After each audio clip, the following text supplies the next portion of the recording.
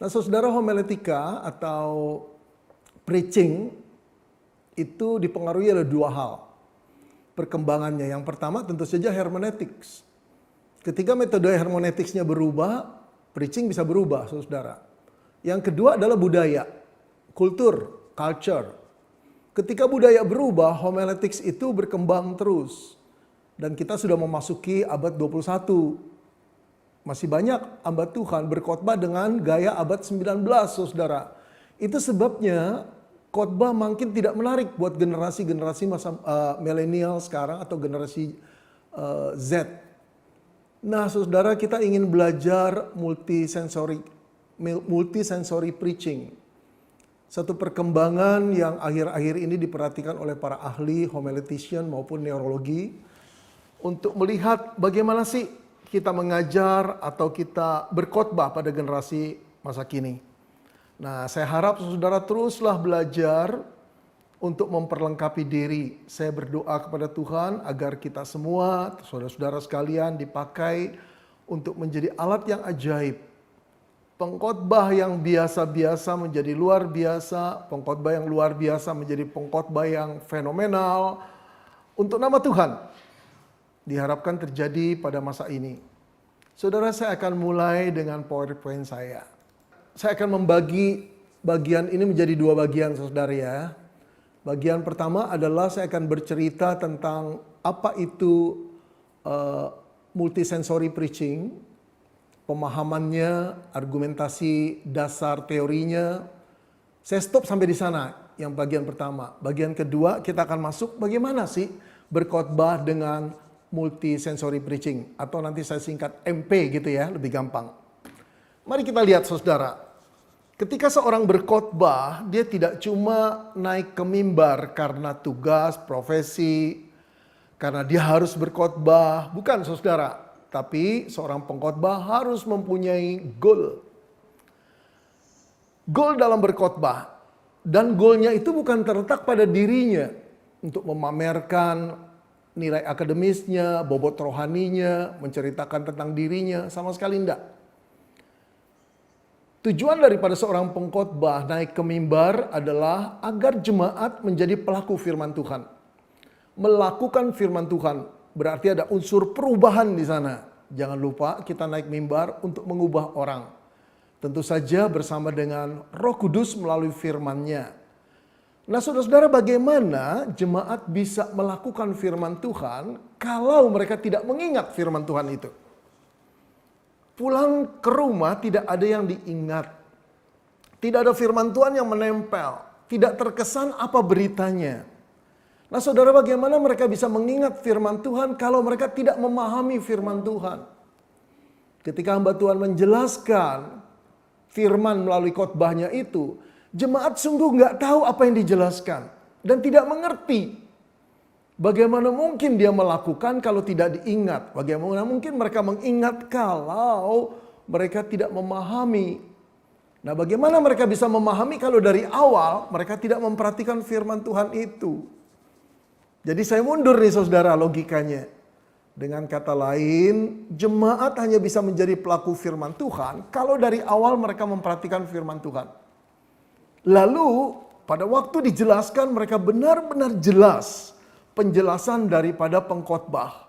Lalu tertancaplah kebenaran itu di dalam benaknya, dibawa pulang. Dan kebenaran yang tertancap di benaknya itu dilakukannya.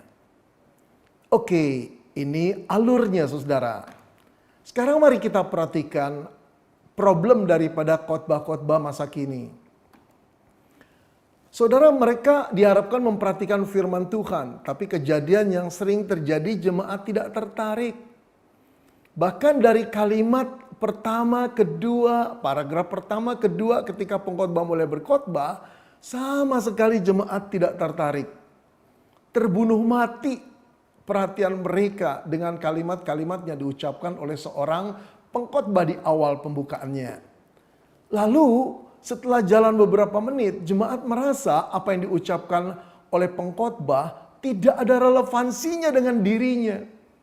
Dia nggak ngerti kenapa dia harus mendengar topik khotbah itu. Apa gunanya, apa manfaatnya. Sehingga apa yang terjadi, saudara? dia tidak termotivasi untuk melanjutkannya. Pikirannya pasti saudara melayang entah pergi kemana. Nah saudara, kalau sudah terjadi seperti ini, sebetulnya khotbah tidak perlu diteruskan. Khotbah itu sudah gagal di awal sejak pendahuluan. Ketika hampir sebagian besar jemaat mematikan sang pengkhotbah di dalam benaknya. Pikirannya sudah switch ke tempat lain. Inilah awal daripada malapetaka seorang pengkhotbah, saudara. Dan sebetulnya inilah yang terjadi tiap-tiap kali, tiap-tiap minggu ketika jemaat mendengar khotbah. Kebanyakan seperti ini. Oke, saudara, saya lanjut lagi. Oleh karena itu, saudara, penting sekali kita belajar multisensory preaching. Multisensory preaching, MP, itu memungkinkan pendengar untuk apa, saudara? Lebih tertarik pada khotbah. Sejak dari awal, ketika kita menggunakan multisensory preaching, daya tarik khotbah itu menjadi luar biasa. Dan pendengar sangat tertarik. Lalu multisensory preaching, saudara, memungkinkan pendengar memahami kebenaran dengan jelas. Tidak ambigu, tidak membingungkan. Karena pengkhotbah telah dilatih demikian rupa supaya memberi penjelasan yang betul-betul jelas bagi pikiran pendengar. Lalu apa yang terjadi lagi, saudara? Multisensory preaching memungkinkan pendengar mengingat kebenaran. Bukan cuma memahami, understand akan kebenaran yang diberitakan oleh kita, saudara. Tapi ada retensi, tetap tinggal di dalam benak, di dalam ingatan pendengar, bahkan bisa bertahun-tahun. Nah, ketika mereka membawa pulang apa yang diingat kebenarannya itu, mereka terdorong untuk melakukan kebenaran. Bagaimana mungkin mereka menjadi pelaku firman kalau mereka tidak ngerti firman yang tadi didengar itu apa sebetulnya.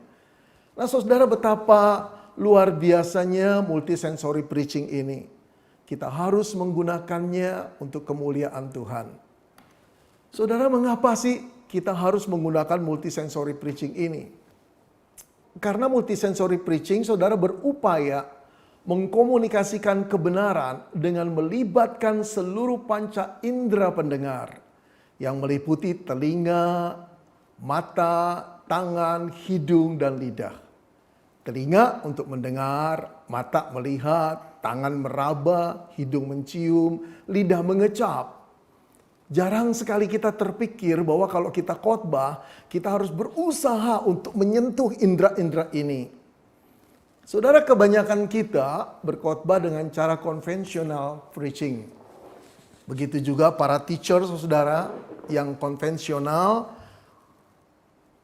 perangkatnya hanya berkata-kata. Lalu pendengar atau student atau jemaat memakai telinganya. Hanya satu indera ini, telinga, asupan atau masukan yang paling besar diterima melalui telinga. Sebagian para student atau pendengar, audiens melihat pembicara. Tetapi berbeda, saudara, dengan multisensory preaching. Yang pertama tentu saja waktu dia berkhotbah, dia memasukkan pengabarannya itu melalui telinga. Tapi tidak berhenti semata melulu dengan telinga, tetapi juga menggerakkan mata. Ada visual di dalamnya. Dan ditambah lagi ada gerak, ada interaktif. Ada perilaku jemaat yang diajak terlibat, partisipasi di dalamnya.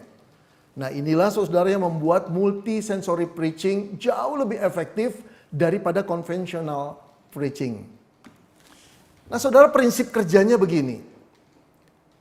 Panca indera adalah antena-antena pertama yang menerima informasi yang akan diolah oleh otak pendengar. Jadi kalau kita hanya menggunakan telinga, cuma satu indera, satu antena, saudara.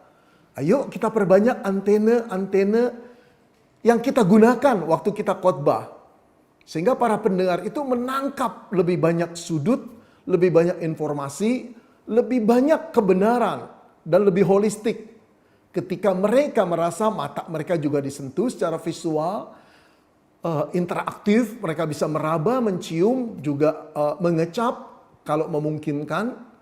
Sehingga kebenaran yang mereka serap itu jauh lebih holistik daripada hanya memperhatikan atau pengkhotbah hanya dominan berkata-kata dan hanya diterima oleh telinga pendengar. Prinsip kerjanya mengasumsikan panca indera itu antena yang Tuhan berikan pertama-tama untuk menangkap signal-signal kebenaran dan mengolah kebenarannya ke dalam otak. Sehingga otak memahaminya. Lalu otak yang memahaminya itu, otak pun akan menyimpannya, mempunyai retensi dalam waktu yang lama. Itulah yang nanti bertumbuh menjadi benih firman yang akan dilakukan di dalam kehidupan.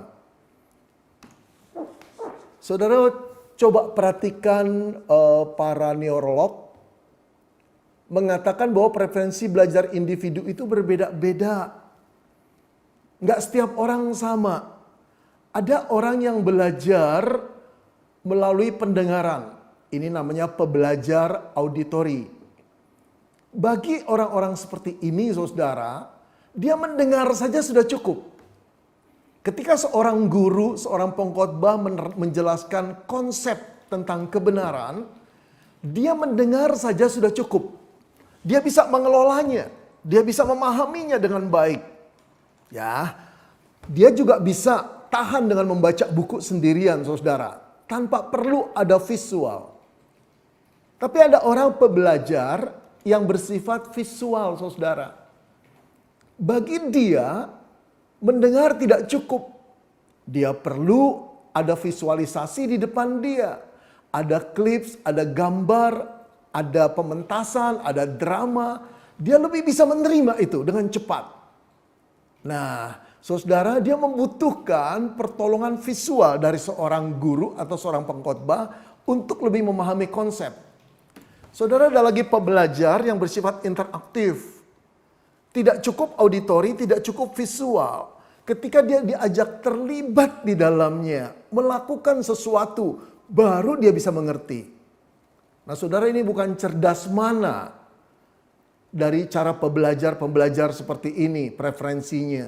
Tetapi kita harus mengakui ada orang-orang seperti ini. Tapi juga ada pembelajar yang campuran, saudara, bukan? Campur. Dan ada satu lagi pembelajar yang tidak pernah mau belajar, yaitu orang malas. Mudah-mudahan gak ada di sini, saudara. Nah, saudara, bagaimana mungkin kalau preferensi belajar individu itu bermacam-macam, sementara dari abad-abad yang lalu, pengkhotbah hanya mempergunakan satu asumsi bahwa semua pembelajar itu auditori.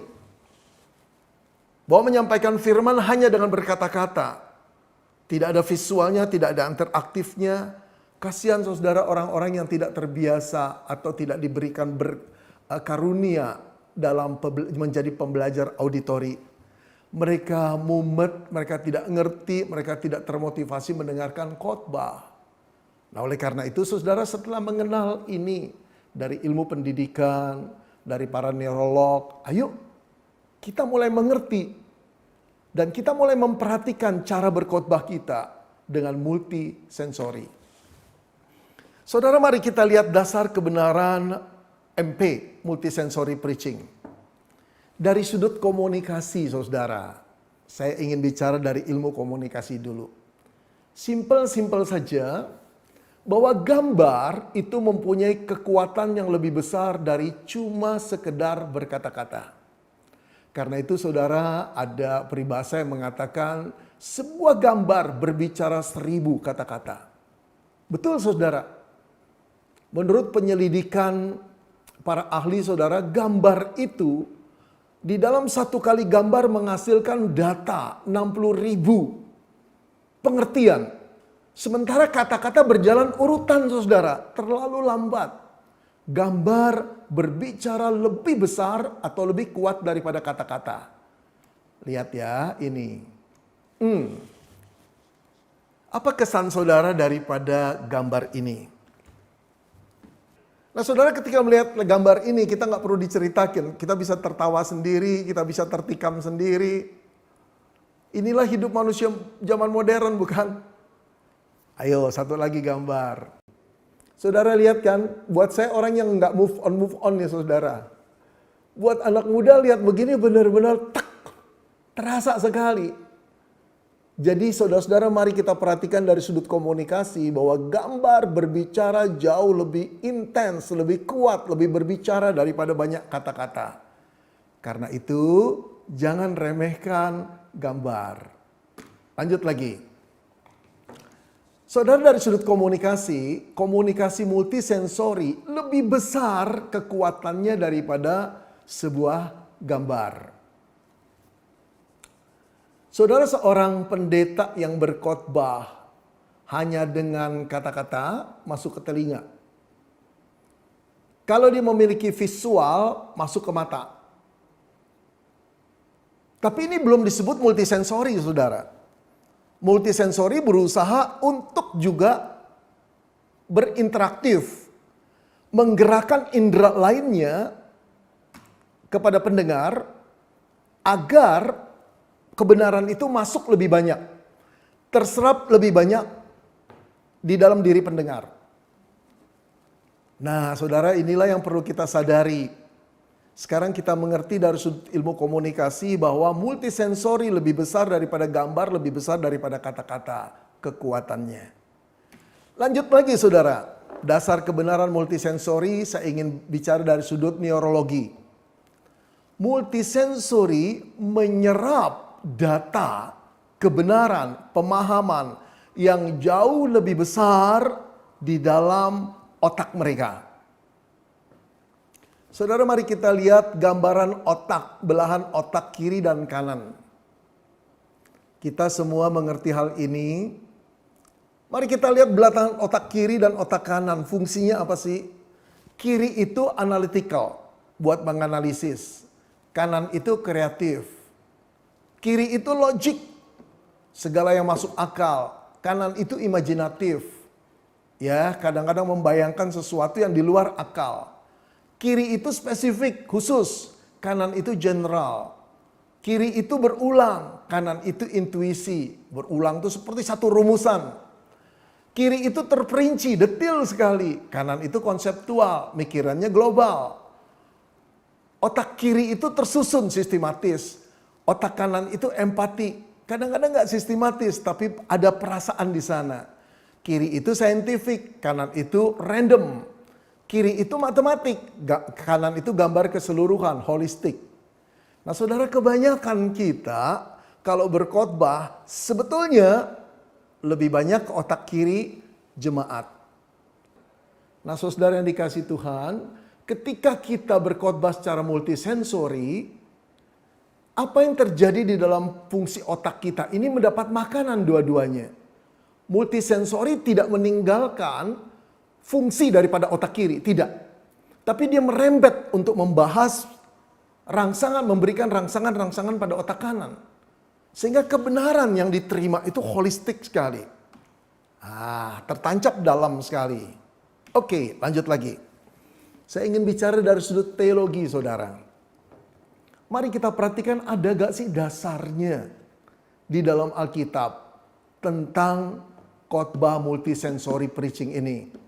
Saudara, walaupun tidak secara khusus, tapi gambaran dasarnya ada sebetulnya. Mari kita lihat wahyu umum. Saya ingin mengangkat Mazmur 19 ayat 1 dan 2. Langit menceritakan kemuliaan Allah dan cakrawala memberitakan pekerjaan tangannya.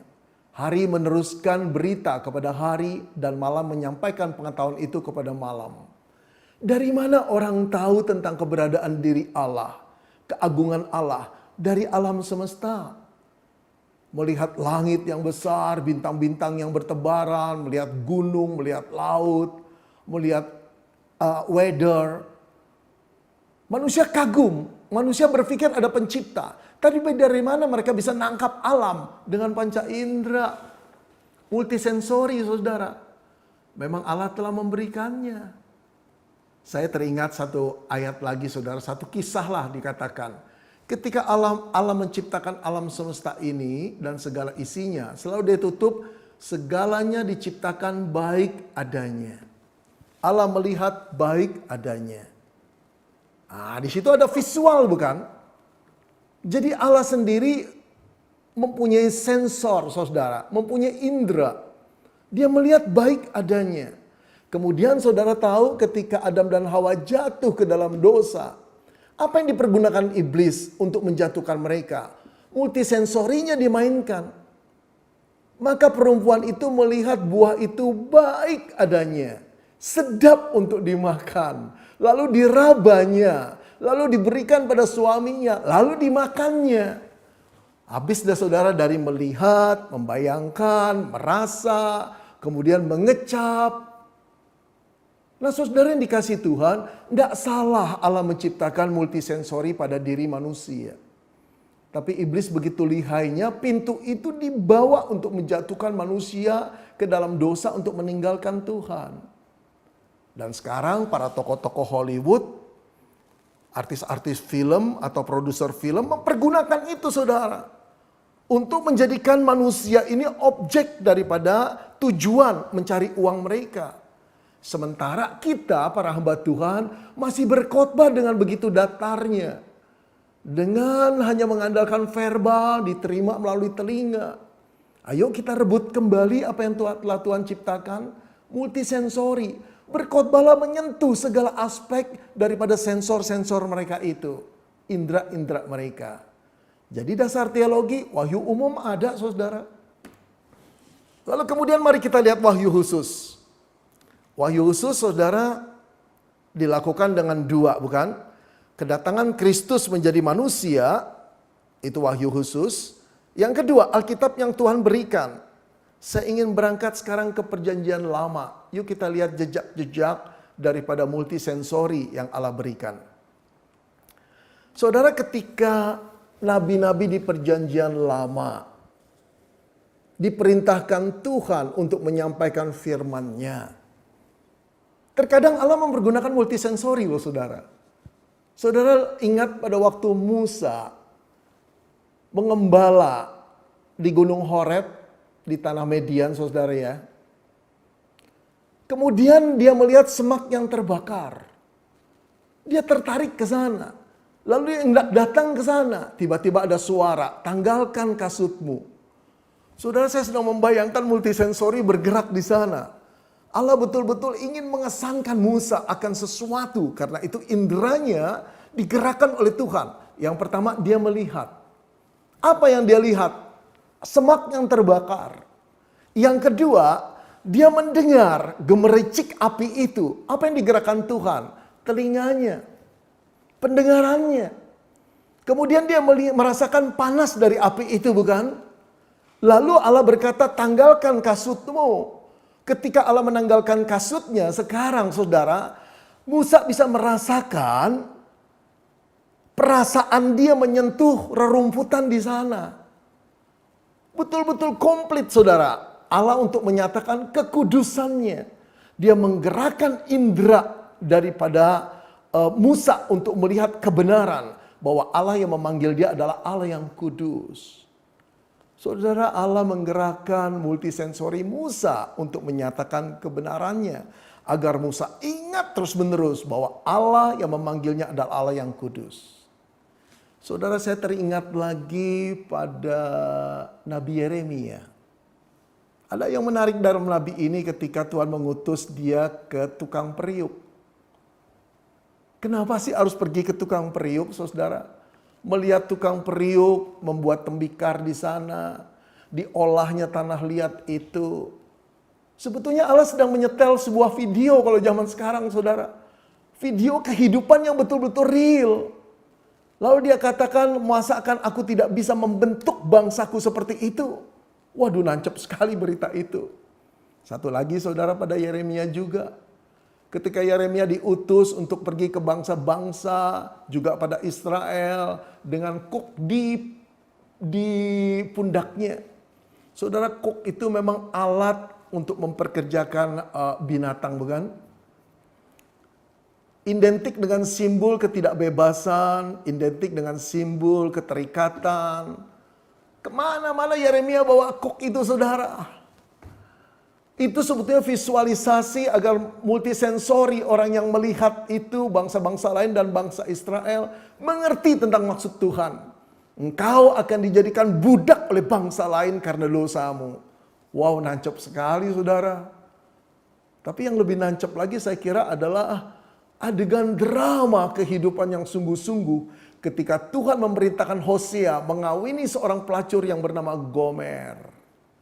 Aduh, dia seorang nabi saudara, yang menjaga nama baiknya, yang hidup kudus di hadapan Tuhan. Sekarang dikatakan pergilah, lamarlah, nikahilah Gomer sang pelacur itu.